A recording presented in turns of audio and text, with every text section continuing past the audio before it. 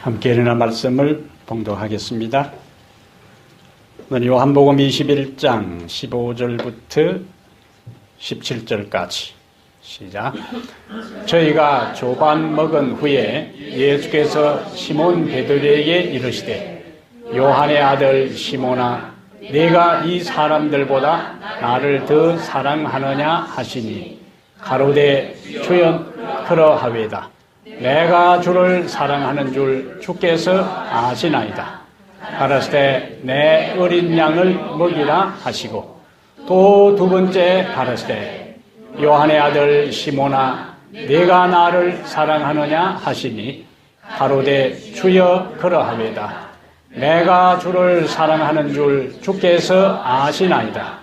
가라사대 내 양을 치라 하시고 세 번째 가라사대 요한의 아들 시몬아 네가 나를 사랑하느냐 하시니 주께서 세 번째 네가 나를 사랑하느냐 하심으로 베드로가 근심하여 가로되 주여 모든 것을 아시오니 내가 주를 사랑하는 줄을 주께서 아시나이다. 예수께서 가르치되 양을 먹어라. 아멘. 인사합니다. 예수 믿으니 참 좋습니다. 그 액센트를 참에다가 둬야 돼요. 예수 믿으니 참 좋습니다.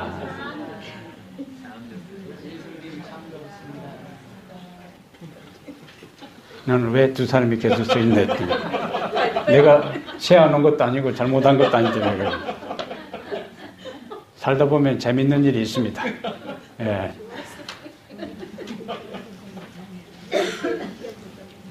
우리를 이 아침에 즐겁게 해줬어요. 자꾸 웃음이 나와도 참아야 될 상황인데 찬양으로 하나님께 영광을 돌린 우리 모든 찬양대 여러분 감사합니다. 하나님께서 그 찬양을 기뻐 받으셨을 것입니다. 오늘 아침에는 우리가 요한복음 21장 15절부터 17절까지를 본문으로 해서 네가 나를 사랑하느냐 네가 나를 사랑하느냐 이런 제목으로 하나님 말씀을 함께 나누겠습니다. 리더십에 대한 책을 많이 쓴 잔 맥스웰이라는 사람이 있는데 이 사람이 쓴 책 가운데 인생의 중요한 순간에 다시 물어야 할 것들 인생의 중요한 순간에 다시 물어야 할 것들 이란 제목의 책을 썼어요. 이 책의 핵심적인 내용은 삶을 살아가는 데 있어서 중요한 질문의 가치입니다. 중요한 질문의 가치. 그래서 지금까지 배웠던 깨달았던 인생의 가장 중요한 교훈은 무엇인가? 또 당신이 인생을 살아오면서 실패했을 때에 그곳에서 무엇을 경험했는가? 또 어떤 책을 읽고 있는가? 당신의 주로 어떤 사람을 만나는가? 이러한 다양한 질문을 던지면서 그 질문이 바로 그 사람의 가치와 인생관과 또 철학과 그 사람의 인맥과 삶의 태도를 알 수 있다 그렇게 했습니다. 성경에 하나님께서 질문을 많이 던집니까? 아담과 하와에게 하나님께서 첫 번째 던진 질문은 아담아 네가 어디 있느냐? 동생을 죽인 가인을 향해서 하나님께서 어떤 질문을 던졌어요? 내 아우 아벨이 어디 있느냐? 그 다음에 아브라함의 여종이었던 하갈에게는 하나님께서 어떤 질문을 던졌어요? 네가 어디서 왔으며 어디로 가느냐? 질문을 던졌어요. 모세에게 하나님께서 질문을 던졌습니까? 네 손에 든 것이 무엇이냐? 엘리야에게 하나님께서 질문을 던졌습니까? 어떤 질문을 던졌어요? 네가 왜 여기 있느냐? 질문을 던졌어요. 예수님은 이 세상에서 말씀을 강론하실 때에 자주 질문을 던졌습니다. 오늘 본문에서도 바닷가에서 아침 식사가 마친 후에 15절 보니까 요한의 아들 시몬아, 네가 이 사람들보다 나를 더 사랑하느냐? 예수님도 베드로에게 뭘 했다고요? 질문을 던졌는데 연속해서 몇 번이나? 세 번이나 동일한 질문을 던졌어요. 오늘 우리가 생각할 것은 예수님께서 네가 나를 사랑하느냐고 베드로에게 세 번이나 연속하여 던진 질문의 이유가 무엇일까 하는 것입니다. 왜 한 번 던지면 될 걸, 그것도 질문 형태로 세 번이나 연속해서 네가 나를 사랑하느냐, 예수님의 질문의 의도와 목적을 이 아침에 살펴보겠습니다. 첫 번째 예수님의 질문의 의도와 목적은 베드로를 회복시키기 위해서 질문을 던졌어요. 왜 질문을 던졌다고요? 베드로를 회복시키기 위해서. 우리가 어떤 사람을 부를 때에 항상 동일한 호칭을 사용하는 것은 아닙니다. 상황에 따라서 달라져요. 우리가 어린 자녀를 부를 때도 아들이 너무너무 귀여우면은 아이고 요놈 봐라 그때는 아이의 이름을 부르는 대신에 요놈이라 그래요. 또 얘야 그렇게 부르기도 하고, 예? 이놈아 이렇게 부르기도 합니다. 예수님은 베드로의 이름을 여러 곳에 다양한 형태로 부르셨는데 베드로의 본래 이름은 시몬이었습니다. 시몬. 그래서 누가복음 7장 40절에도 시몬아 내가 네게 이를 말이 있다. 마가복음 14장 37절에는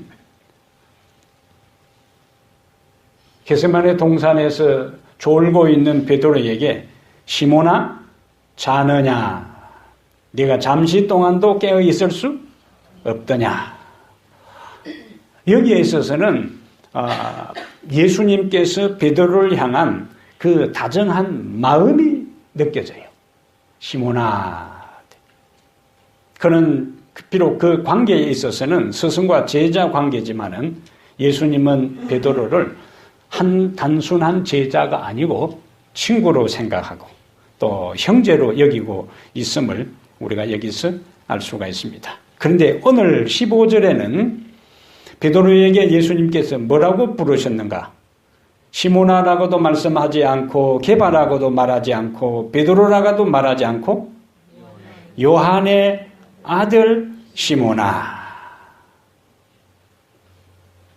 그런데 그것을 똑같이 16절에도 요한의 아들 시몬아. 계속해서 세 번이나 베드로를 이야기할 때에 요한의 아들 시몬아 그렇게 불렀어요. 다른 때는 뭐라고 불렀는데요? 그냥 시몬아. 그런데 이 경우에는 요한의 아들 시몬아 그렇게 말씀을 했습니다. 그럼 기억을 한번 더듬어 보세요. 예수님께서 어떤 경우에 오늘 본문 외에 요한의 아들 시몬아라고 말씀하셨는가? 기억이 가물가물해요. 마태복음 16장에 가이사랴 빌립보 지역에 예수님과 제자들이 갈 때에 예수님께서 제자들에게 사람들이 나를 누구라 하느냐. 그러니까 여차 하더이다 할 때 예수님께서 너희는 나를 누구라 하느냐. 베드로가 가만히 있을 수가 없죠. 입이 간지러워서. 예? 뭐라고 답변해요? 주는 그리스도시요 살아계신 하나님의 아들입니다. 베드로의 위대한 신앙 고백이. 이때에 예수님께서 바요나 시몬아 네가 복이 있도다. 여기 바요나 바 하는 것은 누구누구의 아들이라는 뜻이에요. 요나의 아들, 그리고 요는 이제 헬라어하고 그 다음에 아람어하고 이 음력하는 가정에 나타나는 현상인데, 바요나 시모나 하는 것도 똑같이 요한의 아들 시모나 그 뜻이. 그렇다면 예수님께서 요한의 아들 시모나 할 때에 평소에 부르던 것과는 달리 아버지의 이름까지 넣어서 시모나 했을 때에 베드로의 신앙과 베드로의 믿음은 어떤 상태에 있었어요? 첫 번째, 그것을 부를 때에 신앙의 높은 경계에 있었지요. 예수님의 정체성을 정확하게 알고 사람들이 생각하는 것과는 달리 주는 그리스도시요 살아계신 하나님의 아들입니다 라고 위대한 고백을 했어요. 그러한 고백을 했던 베드로가 지금은 완전히 밑바닥으로 내려가고 있는 상황입니다. 이때 예수님은 의도적으로 다시 요한의 아들 시몬아, 네가 이 사람들보다 나를 더 사랑하느냐. 예수님의 의도는 베드로로 하여금 너가 이전에 나를 향해서 사람들의 평가와 사람들의 이해와는 다르게 더 차원 높게 그리스도와 살아계신 하나님으로 인정하고 고백했던 그 신앙의 상태로 너를 다시 회복시키기를 원한다는 예수님의 마음의 의지가 베드로를 향하여 뭐라고요? 요한의 아들 시모나, 그렇게 부른 것으로 이해할 수가 있습니다. 다시 처음의 신앙, 높은 영적 수준을 견지했던 그 시절로 다시 돌아가자 하는 그 의도가 요한의 아들 시모나. 그 이야기를 들을 때 베드로는 다른 때는 시모나 하던 예수님께서 요한의 아들 시모나 하는 그 이야기를 들을 때에 베드로의 머릿속에는 어떤 사건으로 신앙 고백을 했던 그 시절에 예수님께서 자신을 호칭했던 그 시절로 추억이 바로 연결되는 것을 우리가 상상할 수가 있습니다. 그런데 질문을 던지기는 던지되 어떤 질문을 던져요? 네가 이 사람들보다 나를 더 사랑하느냐? 그런데 몇 번이나 물었다고요? 세 번이나 물었어요. 그런데 지금 갈릴리 바닷가의 배경의 장면은 왜 예수님께서 한 번 물었으면 됐지 세 번이나 연속해서 물으셨을까? 어떤 사건하고 우리가 연결할 수 있겠어요? 베드로가 세 번이나 부인했어요. 그런데 그 세 번이나 부인했던 장면이 9절에 있는 것처럼 그때의 날씨가 추워서 사람들이 뭘 해놓고 부인할 때 예수님께서 제사장의 뜰에서 신문을 받을 때 그 현장에 베드로가 들어갔고 그 배경 세팅은 뭡니까? 사람들이 추워서 불을 피워놓고 있어요. 촛불을 피워놓고. 그런데 오늘 장면도 예수님께서 숯불을 피워놓고. 사람이 어떤 경험을 했을 때는 그 유사한 상황에 들어가게 되면 그 장면과 그 경험으로 자연스럽게 연결되는 겁니다. 숯불이 있었던 그 현장에 베드로는 예수님을 세 번이나 모른다고 부인했어요. 그리고 맹세하고 부인했고 나중에는 저주하고 맹세하면서 부인했어요. 예수님하고 자기하고는 아무 상관이 없는 사람이라는 거예요. 그것도 옆에 여종에게만 살짝 기속말로 가가지고 저 사람 잘 모른다고 이렇게 한 게 아니고 공개적으로 모른다고 부인했어요. 그 장면이 다시 여기서 숯불이 피어있는 그 현장에 베드로에게 공개적으로 예수님을 세 번이나 부인했던 그 베드로에게 이제는 예수님을 공개적인 예수님을 인정하고 사랑을 고백하는 것을 예수님은 지금 원하시는 것입니다. 이 현장에 오기 전에 베드로는 예수님을 부인한 것을 회개했습니까? 잘 듣고 대답하세요. 회개했어요? 오기 전에 개인적으로 회개했어요. 개인적으로 회개했습니다. 왜냐하면 마태복음 26장 75절에 이에 베드로가 예수의 말씀에 다 굴기 전에 네가 세 번 나를 부인하리라 하심이 생각나서 심히 통곡하니라. 그는 개인적으로 회개했어요. 베드로가 개인적으로 회개한 것은 하나님은 아시고 예수님은 아시지만은 제자들은 아직 모르고 있어요. 그러나 거부했다는 사실, 예수님을 공개적으로 부인한 것에 대해서는 다 제자들이 알고 있어요. 베드로에게 있어서는 이것은 굉장한 마음의 부담이고 중압감입니다. 세 번의 질문을 할 때에 베드로는 눈치챘어요. 뭘 눈치챘을까요?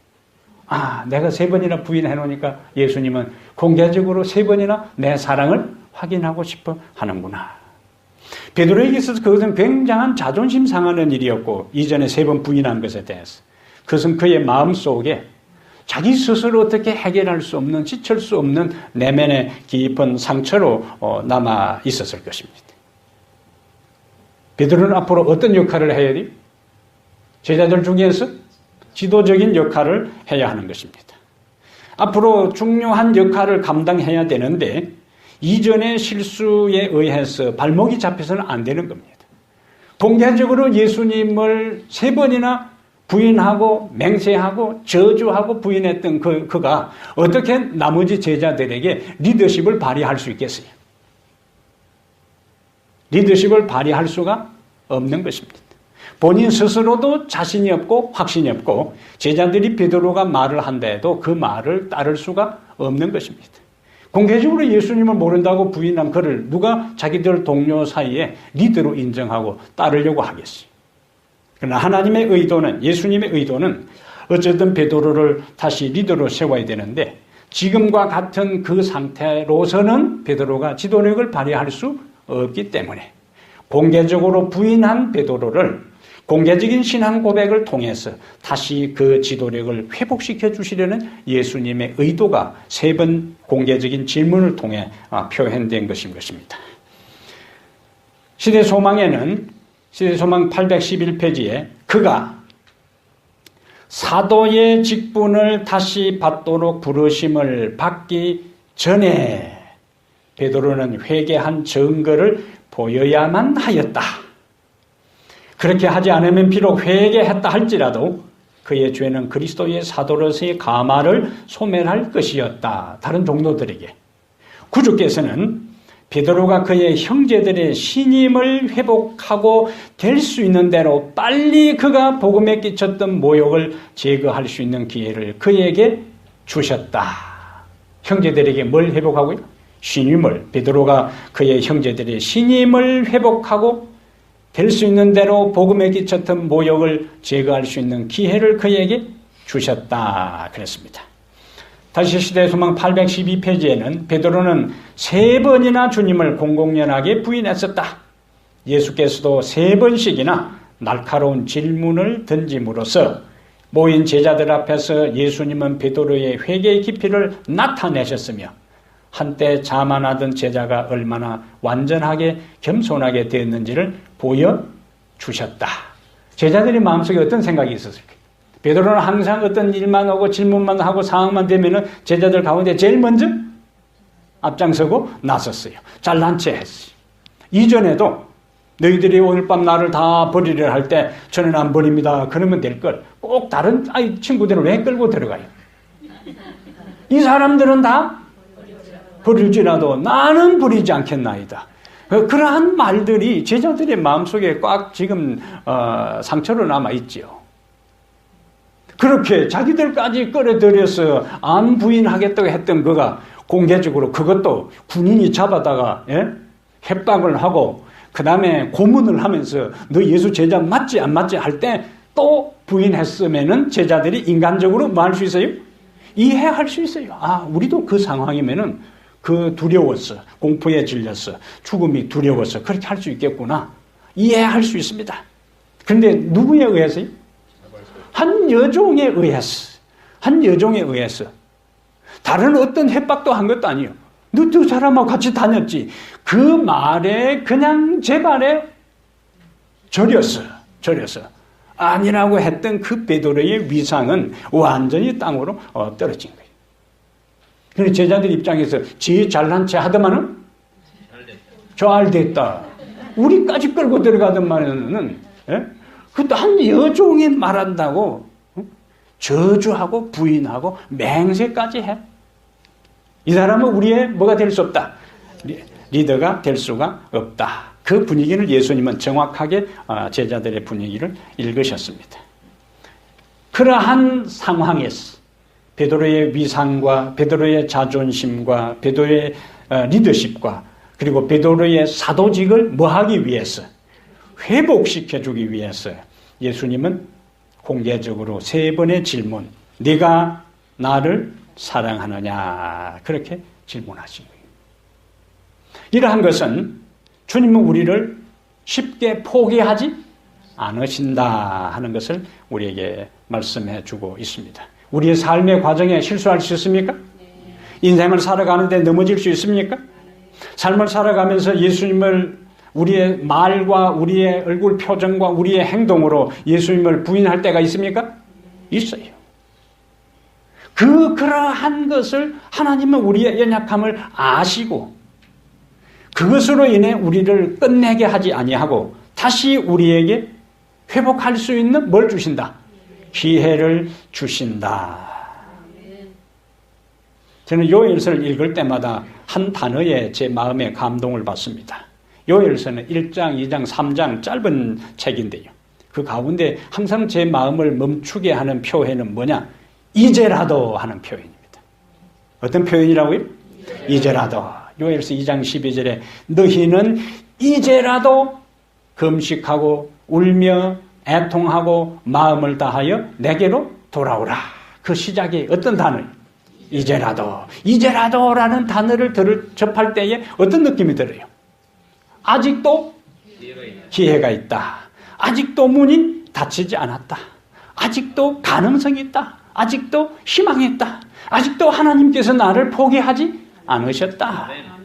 너희는 이제라도 이 말씀을 기억하면서 내가 행한 행실과 내가 범한 죄와 내가 빗나간 모든 것에 대해 부담이 있고 사단은 이제 너는 틀렸다, 너는 끝났다고 이야기할 때에 뭘 기억하라고요? 그러나 하나님은 아직도 나에게 구원의 문을 열어놓고 너희는 이제라도 나에게 돌아오라고 말씀하고 있기 때문에 아직도 기회가 있고 아직도 문이 열려 있고 아직도 하나님이 나를 포기하지 않고 있기 때문에 주님께로 돌아가게 되기를 바랍니다.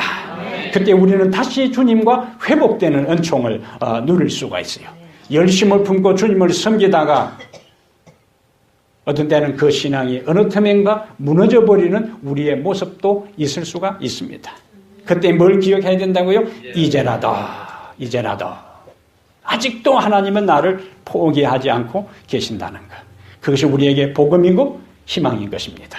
그렇다면 예수님께서 베드로에게 기회를 주시고 회복시켜 주시고 예수님께서 우리에게 기회를 주시고 포기하지 않으신다면 그분이 나를 포기하지 아니하고 기회를 주심으로 내가 다시 회복되었다면 내 주변의 사람들, 내가 관계하는 사람들에게 있어서도 내가 이제는 그들에게 뭘 해야 되는가? 기회를 주어야 된다. 기회를. 참된 그리스도인은 주께서 나에게 기회를 주셨던 것처럼 내가 좋아하는 사람들뿐만 아니라 나를 힘들게 하고 나를 배반하고 나를 배신한 사람에게까지라도 다시 기회를 베푸는 사람이 진정한 그리스도인입니다. 예? 평소에 관계가 좋은 사람이 혹시 실수한 것은 우리가 기회를 베풀기가 쉬워요. 그러나 나를 힘들게 하고 배신한 사람에게 상처를 준 사람에게 기회를 베푸는 것은 쉽지 않습니다. 베드로는 자신을 하나님 예수님께서 기회를 다시 주시고 회복시켜 주신 것을 기억하고 베드로전서 3장 이렇게 기록하고 있습니다. 베드로전서 3장에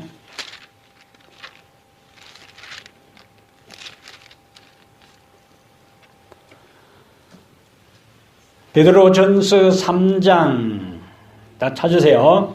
특히 가물가물하는 분들은 정신 차려서 다시 찾으세요. 베드로전서 3장 8절과 9절 보겠어요. 베드로전서 3장 8절 9절 마지막으로 찾으셨어요? 마지막으로 시작. 마지막으로 말하노니 너희가 다 마음을 같이하여 동정하며 형제를 사랑하며 불쌍히 여기며 겸손하며 악을 악으로 욕을 욕으로 갚지 말고 도리어 복을 빌라. 이를 위하여 너희가 부르심을 받았으니 이는 복을 이어받게 하려 하심이라. 아멘. 베드로가 그냥 이 이야기를 한 게 아니에요. 예수님께서 자신에게 자신을 동정하고 사랑하고 불쌍히 여기고 자신의 잘못 실수대로 갚지 아니하고 기회를 주시고 회복시켜 주셨기 때문에 이제 다시 뭐요? 마지막으로 말하노니 마음을 같이하여 동정하며 형제를 사랑하며 불쌍히 여기며 겸손하라. 그렇게 했습니다. 아직도 우리에게 기회를 주시는 주님을 찬양하게 되기를 바랍니다. 이제 그 주님을 찬양하고 감사한다면 나에게 실수하고 잘못한 그 사람에게도 주님이 나에게 기회를 주셨던 것처럼 다시 그 사람에게도 우리도 뭐 해야 된다? 기회를 주시고 회복할 수 있는 그러한 가능성을 우리가 기회를 주시는 것이 우리에게 필요한 것입니다. 두 번째, 예수님께서 베드로에게 네가 나를 사랑하느냐라고 질문을 던진 것은 베드로의 사랑을 확인하시려고 질문을 던진 겁니다. 종종 부부 사이에 당신 내 사랑해? 답은 모르나? 이렇게 하면 당신 내 사랑해? 하면은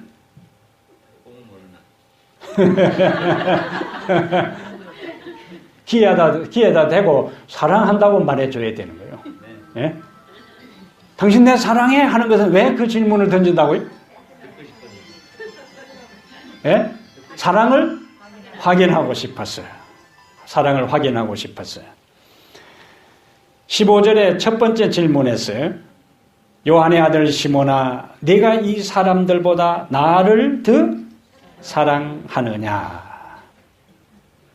그러면 다른 때 같으면은 베드로가 어떻게 대답했을까요? 다른 때 같았으면은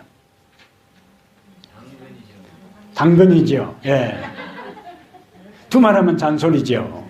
또 이 사람들보다 나를 더 사랑하냐 했으니까 이 사람들보다 당신을 훨씬 더 사랑합니다. 비교할 수도 없습니다. 목에다가 힘을 주고 자신만만하게 한 발 앞에 나와가지고 기다렸다는 듯이 대답을 했을 거예요. 그런데 이때의 베드로의 답변은 나를 더 사랑하느냐 하시니 이르시되 뭐라고? 주님 그러하나이다. 내가 주님을 사랑하는 줄 주님께서 아시나이다. 다른 사람과 비교해서 말하지 않았습니다.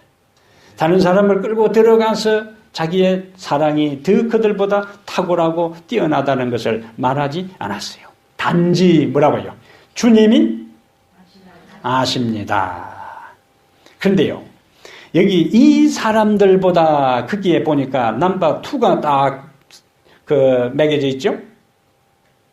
이 사람들보다 작은 글씨로 이 써져 있는데 거기 각주에 보면은 이것들보다 그렇게 했어요. 많은 영어 성경에도 these라 그래서 these 알아들었어요? 이것들보다 this 복수, 예? 이것들보다 원래 우리 한글 성경에는 these를 다르게 이해하지 말고 예. 긍정적으로 항상 이해를 해야지. 웃는 사람들은 지금 다른 걸로 생각을 한 거라. 부정적으로 죽음으로 생각한 거예요. 자, 대부분 영어 성경에서 이 사람들보다 하는 것들이 이것들보다 그렇게 번역되어 있어요. 이것들보다. 그것은 뭘 이야기합니까? 다른 신약 성경 사본 가운데 이 사람들보다 하는 것도 있지만은 이것들보다. 그럼 여기 우리가 질문을 던져야 돼요.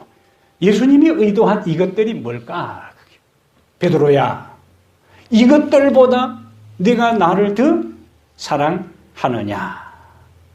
그 당시 상황에 있어서 이것들, 그 현장에 있어서 예수님이 염두에 두었던 이것들, 그리고 예수님이 이것들이라고 말씀하실 때에 베드로의 마음속에 스쳐갔던 이것들이 무엇일까 하는 거예요. 그 상황에서 베드로는 밤새도록 뭐요? 바다에서 고기를 잡으려고 시도했어요. 베드로에게 있어서, 제자들에게 있어서 그 고기는 단순한 회쳐 먹을 고기가 아니요. 숯불고기 해물 고기가 아니요. 그들에게 있어서 고기는 소유의 상징입니다. 소유의 상징이에요. 물질의 상징이에요. 베드로야, 요한의 아들 시몬아, 네가 이것들보다 나를 더 사랑하느냐. 그들의 삶의 터전인 갈릴리 바다, 그들의 소유의 상징인 방금 잡은 생선, 그리고 이 세상, 그 모든 것보다 나를 더 사랑하느냐. 성경의 하나님의 사랑은요, 배타적이고 독점적인 사랑입니다. 이것도 사랑하고 저것도 사랑하고 주님도 사랑하고 세상도 사랑하고 돈도 사랑하고, 그것을 하나님은 원치 않아요. 하나님은 자기만 사랑하라고 요구합니다. 배타적이고 절대적이고 독점적인 사랑이에요. 그렇게 하지 않을 때 하나님은 뭐라고 하는가? 나는 어떤 하나님이라고요? 질투하는 하나님이라고. 나 여호와 하나님은, 여호와는 질투하는 하나님이라. 질투는 진짜 사랑하는 사람 사이에 존재하는 정서적 반응입니다. 진짜 사랑하지 아니할 경우에는 부부 사이에나 또 하나님과 우리 사이에, 하나님 우리를 진짜 사랑하지 아니하면은 질투라는 정서적 반응이 있을 수가 없습니다. 이것들보다 오늘 이 아침 주님은 우리에게, 우리가 소중하게 생각하고 주님보다 더 귀중하게 여기고 주님보다 더 높게 평가하는 그 움켜쥐고 포기하지 않는 그것을 가리키면서 내가 이것들보다 나를 더 귀하게 여기느냐, 더 소중하게 여기느냐, 더 사랑하느냐고 주님은 우리에게 질문합니다. 베드로는 답변하기를 사랑했습니다라고 답변하지도 않고 사랑할 것입니다라고도 답변하지 않고 사랑합니다. 내가 주님을 사랑하는 줄 주께서 아십니다. 과거형도 아니고 미래형도 아니고 현재형. 내가 주님을 사랑하는 줄 주께서 아십니다. 조금 전까지 베드로는 뭘 사랑했는가? 갈릴리 바다를 사랑했어요. 조금 전까지 베드로는 고기를 사랑했어요. 소유를 사랑했어요. 조금 전까지 그는 이 세상을 사랑했어요. 곧 썩어질 생선, 덧없는 세상에 그는 더 큰 가치를 두고 살았어요. 무엇으로는 어떻게 그런 생각을 가진 것이 드러났는가? 그는 예수님께서 갈릴리에서 만나자 했을 때에 제자들과 함께 리더격으로서 영적 집회를 운영하고 있지 않고 좀 있다가 말씀하신 예수님이 오지 않을 때에 선동해서 고기 잡으러 가자 하고 데리고 나갔던 베드로예요. 그의 관심은 예수님이 아니었습니다. 그의 관심은 예수님이 하신 말씀도 아니었어요. 근데 주님의 말씀도 주님도 망각하고 밤새도록 흙그물질만 했었던 베드로가 어떤 고백을 한다고요? 내가 주님을 사랑하는 줄 주님께서 아십니다. 그럼 여러분, 여기서 우리가 생각할 것은요, 무엇이 베드로로 하여금 조금 전까지 사랑했고 조금 전까지 우선순위를 두었고 조금 전까지 귀중하게 여겼던 그 세상과 물질의 상징인 물고기와 갈릴리 바다 대신에 예수님을 사랑한다고 고백할 수 있었을까? 지금 그 앞에 누가 계세요? 예수님이 계세요. 어떤 예수요? 질문하신 예수. 부활하신 예수. 그 부활하신 예수, 그에게 찾아와서 질문하는 예수님, 자신들의 모든 문제를 한순간에 해결해 주신 예수님 앞에서 보니까 이 세상의 모든 것은 뭐예요? 아무것도 아니라는 거예요. 아무것도 아니라는 거예요.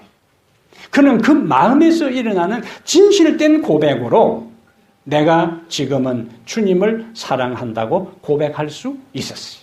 주님 앞에 보니까, 예수님 앞에 있어 보니까 다른 모든 것은 아무것도 아니에요. 그 모든 것은 다 덧없는 거예요. 다 소용없는 거예요. 고기를 아무리 잡아놔도 좀 지나면 그것은 다 썩어집니다. 세상에서 가진 모든 것, 소유한 모든 것은 다 사라진다는 것을 알았기 때문에 내가 주를 사랑하는 줄 주께서 아시나이다. 사랑하면 모든 것이 해결됩니다. 예수님께서 베드로에게 여러 가지 질문을 던질 수가 있어요. 그런데 그 하고 많은 질문을 던질 수 있는데 예수님은 어떤 질문을 던졌어요? 네가 나를 사랑하느냐? 사랑이 모든 것을 가능하게 합니다. 왜냐하면 예수님을 이 세상에 보내신 하나님의 마음에 넘치는 것도 사랑이었기 때문에 하나님이 세상을 이처럼 사랑하사. 사랑이 모든 것을 가능하게 하는 원동력이고 에너지가 됩니다. 사랑하면 힘들지 않고 사랑하면 피곤하지 않아요. 사랑하면 지루하지 않고 사랑하면 즐겁습니다. 우리가 아는 대로 야곱이 라헬을 사랑하는 것 때문에 7년을 며칠처럼 수일같이 여겼다. 7년이라는 세월이 라헬을 사랑하는 것 때문에, 요즘 같으면 그냥 아버지 허락하잖아요. 둘이 눈 맞아서 도망가 버리지만은, 예? 뭐 기다릴 게 어디 있어요. 그냥 둘이 가 살아버리는데. 그러나 옛날에는 그렇게 하지 않았어요. 기다렸어. 그것도 1년도 아니고 7년이나. 7년이라는 세월 동안에 기다릴 수 있는 것은 그냥 한 공간 안에 있으면서 라헬 얼굴 한번 보고 라헬하고 함께 우물에 물 들어가고 그것만 해도 뭐요? 하루하루 힘들지 않아? 하루 종일 며칠 이제 양떼를 몰고 저 밖에 가 있다가 그 다음에 집으로 그 양떼를 먹이는 것이 끝나고 집으로 한번 돌아갈 때가 되면은 그냥 라헬 얼굴이 눈에 아른아른 해가지고, 예? 피곤한 줄도 모르고. 무엇이요? 사랑이. 그 힘든 7년의 세월을 7일처럼, 수일처럼 여기며 봉사하게 했다는 거예요. 진정한 사랑은 우리의 사랑의 대상에 대해 최고의 가치를 부여하는 것입니다. 춘향이가 왜 벤사또의 그 회유와 햇박과 고원장을 때리는 그 매를 받으면서도, 고문을 받으면서도, 예? 왜 벤사또의 수청을 들라는데 받아들이지 않았어요? 춘향이에게 있어서는 누가요? 이몽룡이, 이도록이가 최고요. 그래서 그 고원님 벤사또, 이름만 들어도 벤사또, 예? 그가 권력이 뭐 있고 없고 상관없이 그에게는 안중이 없어요. 언제 돌아올지 기약이 없지만은 암행의사 출두야 그 한 소리 들릴 그 순간까지 그는 자신의 충절과 사랑을 변절하지 않았다는 거예요. 그에게 이몽룡이가 제일 중요했어요. 심청이가 인당수에 자기 몸을 던질 수 있었던 것은, 그에게 있어서 제일 소중한 것은 자기의 사랑하는 아버지의 눈을 뜨게 하는 것이 가장 소중했기 때문에 인당수에 자기 몸을 아낌없이 청춘을 던질 수가 있었다. 우리나라가 일제의 그 식민 통치를 받을 때에 많은 애국 지사들이 온갖 어려움을 감당하면서 독립운동에 투신하고, 어떤 사람들은 자기의 목숨을 바쳐서까지 했던 것은 조국의 독립이 그들에게 가장 소중했기 때문에 자신의 목숨을 바칠 수가 있었던 것입니다. 예수님께서 하늘의 보좌를 버리시고 이 땅에 오셔서 십자가에 못 박혀 돌아가신 것은 우리들 한 사람 한 사람이 그분에게 가장 소중했기 때문에, 우리가 소중하지 않았더라면 그분이 그런 고생을 스스로 자처해서 오실 이유가 없습니다. 그가 그런 고생을 자처하고 왔을 때 사람들이 그를 환영하고 기다렸는가? 고마움을 느꼈는가? 아니요. 자기 땅에 오매 자기 백성이 영접지 아니했다 그렇게 했어요. 이스라엘 나라의 이스라엘 백성으로, 이스라엘 사람으로, 이스라엘 풍습과 모든 언어를 따라 살아도 이스라엘 사람들이 그것을 받아들이지 않았어요. 인간적으로 생각하면 뭡니까? 괘씸한 놈들. 내가 이런 사람들을 위해서 내가 왜 십자가에 죽을 필요가 있어? 여기까지다 하고 그냥 하늘로 올라가실 수 있어요. 예? 근데 예수님은 그들에 의해서 자기가 구원하기 위해서 온 사람들에 의해서 체포되어서 자기가 구원하기 위해서 온 사람들에 의해서 못 박혀 죽으면서도 포기하지 아니한 것은 그들 한 사람 한 사람 그들로 대표된 우리들 모두가 너무나 그분에게 소중했기 때문에 그분은 십자가를 즐겨 지셨던 것입니다. 주님을 진정으로 사랑하는 사람들은 아무런 보상 없이 사람들을 섬기고 대가를 기대하지 않고 교회 일에 자신의 은사를 따라 봉사할 수 있습니다. 왜? 십자가에 죽기까지 예수님께서 나를 위해 봉사하시고 희생하신 그분 앞에 우리가 무엇을 내세울 수 있으며 무엇을 자랑할 수 있으며 사람들이 나를 인정해주는 여부와 상관없이 베드로처럼 뭐요? 주님이 아십니다. 그 한마디로 위로를 얻고 봉사하게 되기를 바랍니다. 세 번째, 예수님은 베드로에게 네가 나를 사랑하느냐 왜 질문을 던지셨는가? 사명을 주시려고 질문을 던졌어요. 요한의 아들 시몬아, 네가 이 사람들보다 나를 더 사랑하느냐? 3번 물으셨고 그때마다 베드로는 주여 그러하외다. 내가 주를 사랑하는 줄 주께서 아십니다. 3번 물으셨고 3번 대답하셨어요. 주님의 3번의 질문에 베드로는 3번의 사랑의 고백을 했습니다. 그런데 3번 질문하고 3번 대답하고 그 다음에 3번 대답할 때마다 예수님은 또 말씀하셨어요. 어떤 말씀을 하셨어요? 15절 마지막에 내 어린 양을 먹이라. 거기에는 내 어린 양을 먹이라. 그 다음에 16절 마지막에는 내 양을 치라. 17절 마지막에는 내 양을 먹이라. 주님에 대한 사랑을 고백한 베드로에게 예수님의 주문은, 예수님의 명령은 내 양을 치라, 내 양을 먹이라. 이 예수님의 연속되는 명령이었습니다. 그 말은 주님을 사랑한다면 뭐 하라고요? 양을 먹이라. 그런데 우리말로는 그냥 내 어린 양, 내 양 되어 있는데 헬라어로는 이 단어가 다 다르게 사용되었습니다. 첫 번째 사용된 내 어린 양을 먹여라 할 때 그 양은 아르니온입니다. 아르니온. 이거는 양 중에서 가장 어리고 작은 양, 갓 태어난 양이에요. 아르니온. 두 번째 내 양을 치라. 16절 마지막에 내 양을 치라 할 때 양은 프로바티온. 이것은 조금 자라서 중간 정도 자란 양입니다. 청소년 시절에 해당되는 거예요. 그 다음에 마지막에 17절 마지막에 내 양을 먹이라. 여기는 프로바톤. 요거는 다 자란 양이에요. 주님께서 내 양을 먹이라 했을 때에 그 양은 이제 갓 태어나서 제자리 걸음도 못하는 사람들, 자기 중심적인 어린아이와 같은 상황에 있는 사람들, 그 다음에 중간에 내 양을 치라 10절 마지막에 했던 것처럼 청소년처럼 반항하고, 예?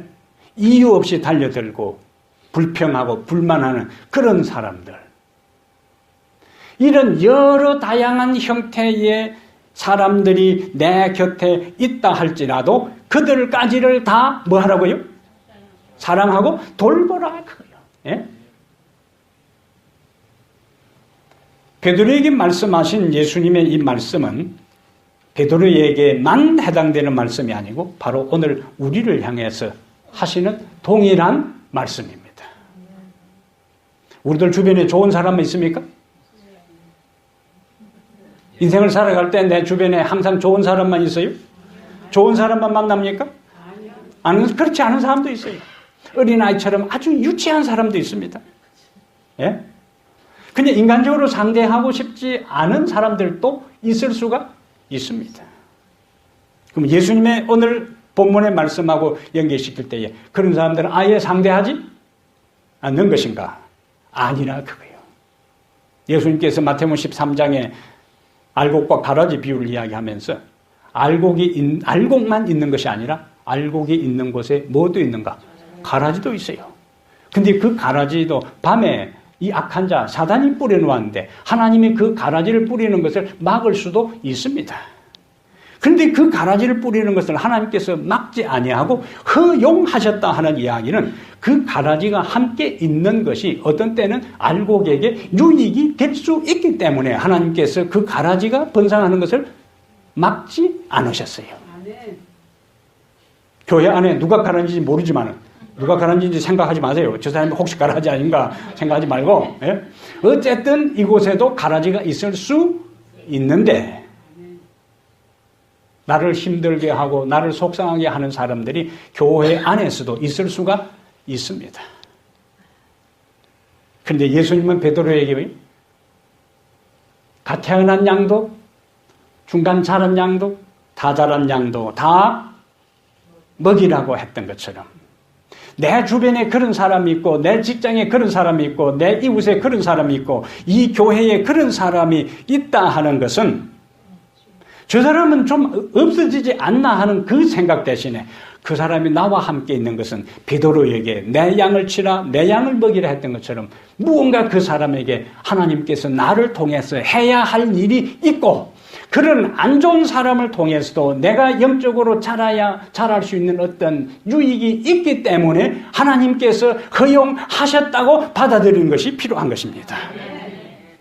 이 세상에 꼴 보기 싫은 사람들 안 보고 보기 싫은 사람하고 함께 안 있으려면은, 예?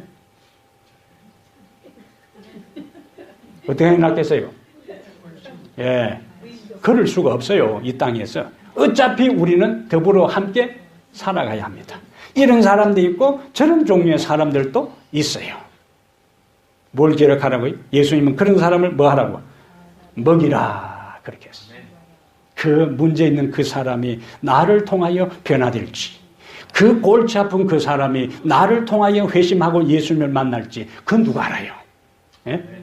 그런 마음으로 어떤 때는 가장 가까이 있는 배우자가 우리의 사랑하는 자녀들이 그리고 교회에 가까이 있는 사람들이 우리에게 골치 아픈 사람이 있고 나를 상처를 주고 문제를 야기시키는 사람일 수도 있습니다. 기억할 것은 내 양을 치라 내 양을 먹이라 다 자른 성년의 양만 먹이라고 한 것이 아니고 문제 있는 그것마저도 보듬고 가라는 것이 주님의 이 아침 우리에게 하시는 말씀인 것입니다. 왜 그런가? 우리 모두가 다 베드로처럼 주님 앞에서 때로는 유치하기 짝이 없는 어린 양과 같은 사람들이었어요. 우리들 자신들도 다 문제 있는 사람들이었다. 주님께 반항적이었고 주님을 배신했던 양들이었습니다. 그럼에도 불구하고 주님이 나를 포기하지 않고 구원해 주었으니 우리도 나를 힘들게 하는 그 사람까지 포기하지 않고 끌어안고 주님께로 가야 할 사명이 우리에게 있습니다. 사랑하는 여러분, 주님은 우리에게 베드로에게 했던 동일한 질문을 하십니다. 네가 나를 사랑하느냐? 왜 그 질문을 하시는가? 우리를 다시 회복시키기 위해서 질문을 하십니다. 우리의 사랑을 확인하기 위해서 질문을 하십니다. 우리에게 다시 사명을 주시기 위하여 질문을 하십니다. 아직도 우리에게 기회를 주시고 우리를 기다리시는 그분에게 우리의 사랑을 고백하고 내 주변의 양들을 주님의 심정으로 돌보는 성도들이 되기를 주의 이름으로 축복합니다. 하나님 우리 아버지, 이 아침에 당신의 아들을 통하여 우리에게 질문하십니다. 네가 나를 사랑하느냐? 이 질문에 우리가 답변할 수 있도록 도와주시옵소서. 우리를 회복시키시고 우리의 사랑을 확인하시고 우리에게 사명을 다시 부여하기 위하여 네가 나를 사랑하느냐고 말씀하실 때 이 세상의 모든 것보다 우리가 소중하게 생각하고 여기고 붙잡고 있는 그 모든 것보다 주님을 사랑하는 줄 주께서 아시나이다. 이 아침 우리 모두의 고백이 되게 하여 주시옵소서. 우리 주 예수님 이름으로 기도합니다. 아멘.